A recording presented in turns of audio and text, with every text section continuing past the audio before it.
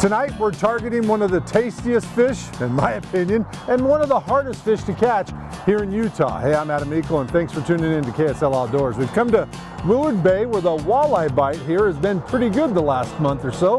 And tonight we're going to introduce you to an angler that came from the Midwest, Utah a few years ago, and now he's guiding and teaching anglers how to catch the elusive eye.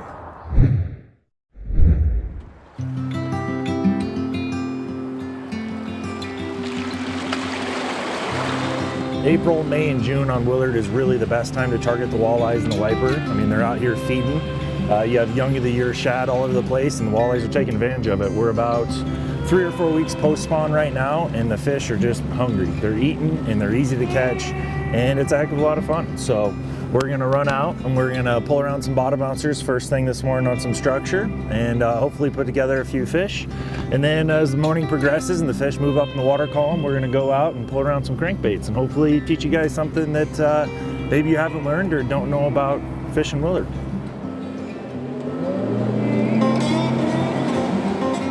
Jake targets all species, but is no doubt a crazed walleye angler. Guys like Jake are serious about catching these elusive fish, and he loves to teach people how to do it. This year he even started a fishing guide service here at Willard. So there's a handful of road beds in Willard. There's quite a few rock piles. There's obviously the island out of the South Marina. Here's a pot of walleye right here. So this is where we're gonna be targeting today. So what we're gonna do today, we have a little structure change in here. It goes from about 14 foot to 11, and these walleye are gonna come up on top of this structure and they're gonna feed. These low light hours is really when you wanna key in on this bite. So we're gonna take advantage of that this morning and run some bottom bounces over it. One of my favorite rods I run is a JT snare. That's a 9-foot 2-inch rod, and that's a telescoping rod. So reason is you can store a 9-foot rod in your boat still. This rod will come down to about 7 foot, so we can store that in the boat. And this has a really fast action on it. So what we do with this rod a lot of times is this is a rod we're going to put in the rod holder. So as we're trolling, I'll have one rod I hold, one rod in the rod holder, and with that forgiving tip, this fish will hook up, eat that bait, and not know it's hooked yet, or not know that something's going on.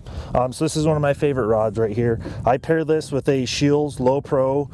It's really what it is an Okuma Low Pro line counter. And the reason I run line counters when I'm trolling or bottom bouncing is just so I can duplicate what I did the first time. Second part to what I do with my trolling rods for bottom bouncing is I run slide weights. And the reason I run these slide weights is another storage deal.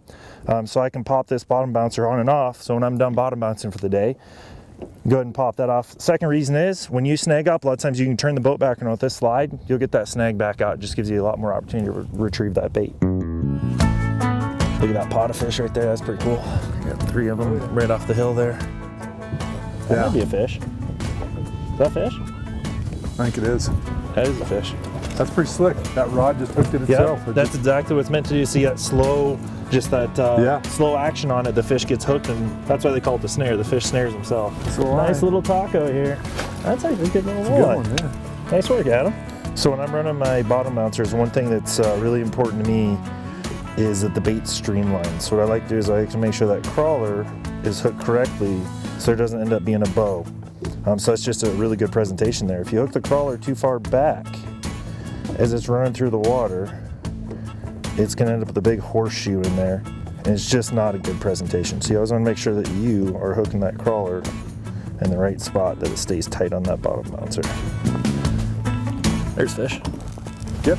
Do you see that snare rod low up? Saw that snare rod. That was slick. These rods are killer, man. I love them. But, oh, that's a nice walleye. Look at that guy. Heck yeah.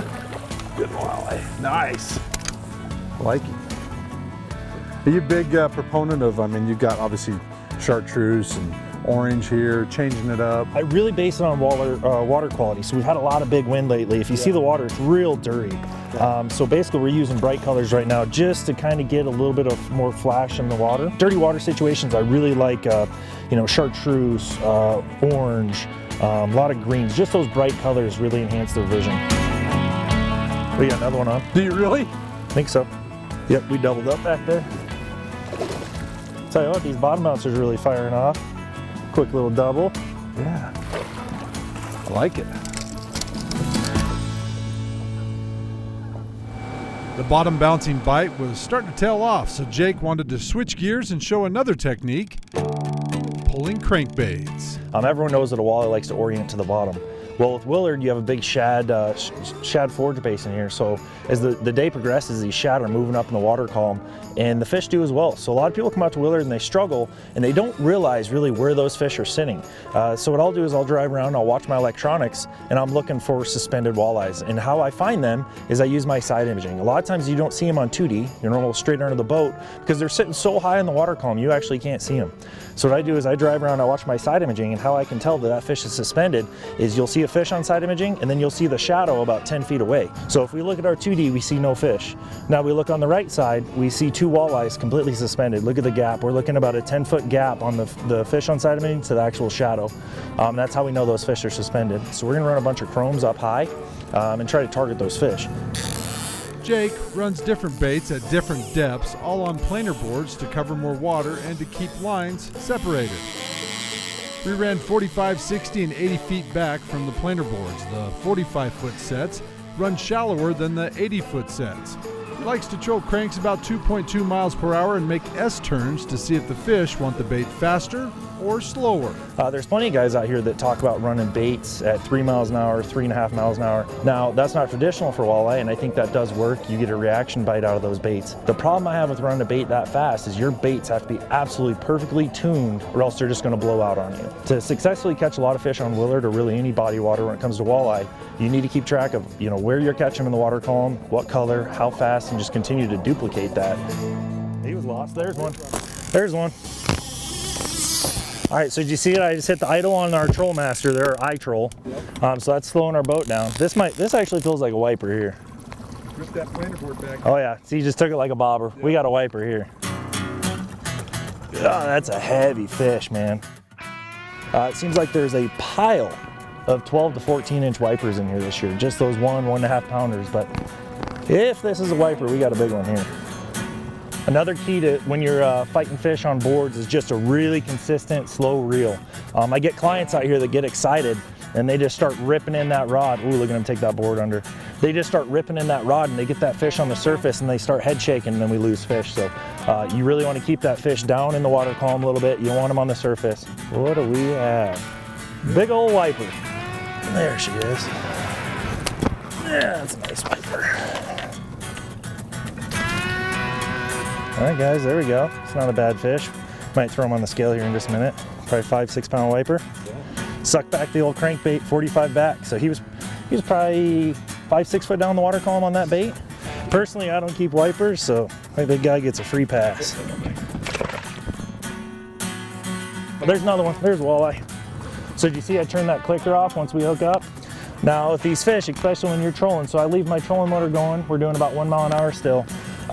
They start to head shake against that current. You'll pop that bait if you're running those clickers. So you want a nice smooth drag with that clicker on, you don't have a nice smooth drag. So I like to go ahead and pop that clicker off once we hook up. I think this one's probably a 17, 18 incher. Just a pile of these in here right now.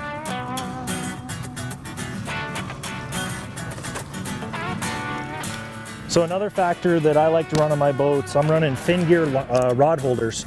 So I have these tracked just so I can slide them and move them. I can also put my downriggers in here. Just really a versatile setup. But what this does, you can see we're running 2 boards, both rods are parallel, they're right there. So when we hook up, you can grab either one of those rods. We don't have a rod in the front, we don't have a rod somewhere crazy. When I run 3 rods, I run that 3rd one here. And so it's accessible to that fisherman on that side. You can grab all 3 of those and it's keeping the separation on those boards. And it also just keeps everything in sight, everything in line, really a clean setup. Jake leaves his clicker on when he's trolling and sets the drag just enough so that when he does get a hit, the clicker goes off. It's a surefire way to hear the bite just in case you don't see it. That fish actually bit in a turn. We were making a right-hand turn. That was outside board, so that would actually sped up and he ate it in the speed up. A lot of times these crankbaits, you only get 1 or 2 hooks on them. I mean, look at that one right there. We got 1 hook right in the beak, just barely even hooked. Another perfect eater, just great eating fish in here right now. Looks like Adam's getting some tacos today. Oh, there we go. Let's go ahead and tighten her down a little bit. Put an idle here. Another one on the turn. They're liking that turn, huh? They're taking the turn. You know, it's glassy out here, and it just needs something to set them off. You started a guide service this year. Yeah, I decided, I spend so much time on the water, and I ended up with a little more free time this year to be able to help people out. So went through the process of starting a guide service in Utah. I called it Walleye Pursuit, but I don't just guide walleye, you know. I'll guide wipers, I'll guide walleye, I'll guide catfish and crappie, maybe a bass trip here or there. So we've been running trips out of Willard here for this spring. About mid-June, I'm gonna switch up to Deer Creek. Gonna run up to Deer Creek and start doing walleye trips up there. Probably some rainbows, if that's interesting to people, some crappie trips. I'll run trips on Utah Lake for channel cats and white bass. So just kind of a little bit of mix, whatever people want to learn. That's really what I'm trying to do, is I'm trying to go out and teach customers how to catch more fish, how to be more successful in the water. And if that doesn't interest you and you just want to catch fish, we'll do that too. So just kind of anything and everything. That's one of the really cool things about coming out to Willard, man. I mean, you might pop a walleye, might be a big old 15-inch crappie, might be a 2-pound perch. You know, obviously the wipers. Catfish, we catch catfish on the troll too. You just really never know what you're gonna hook up with. Let's see here, looks like we got another walleye. Yeah, that's our best one today, for sure. It's closer to that 20, 21 inch. Nice. There we go.